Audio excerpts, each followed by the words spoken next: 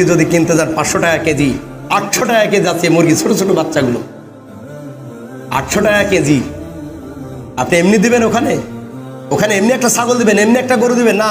আপনার মানত আছে ওখানে যদি দিই আমার রোগ মুক্তি হবে, বলে নাউজুবিল্লাহ।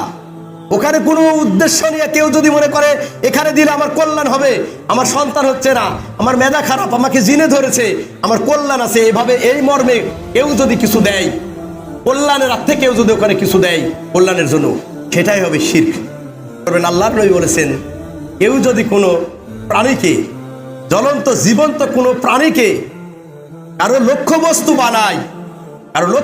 বানায়, তাহলে আল্লাহর নবী বলতেছেন যে তার উপর আল্লাহর লানত, বলে নাউজুবিল্লাহ। জীবন্ত মুরগি নিয়ে যায়, মনে করেন আপনি ঢেলে দিচ্ছেন কুমিরের মুখের সামনে, কুকুর নিয়ে যায় দিচ্ছেন, ছাগল নিয়ে যায় দিচ্ছেন। আবার কি করছে, কোনো ক্ষেত্রে মুরগিটা ছেড়ে দেওয়ার পর মুরগি যখন কাছে চলে আসছে, 2 পায়ে কিছু জানোয়ার আছে, 2 পায়ে কিছু কুকুর আছে, ওই মুরগিটারে ধরে নেওয়া চলে যাচ্ছে, তার রাস্তা নাই, মানে ওনার খাদ্য, ওনার জন্য এটা হালাল হল। আপনাকে আইওয়াশ করছে, আপনাকে বোঝার উপায় নাই।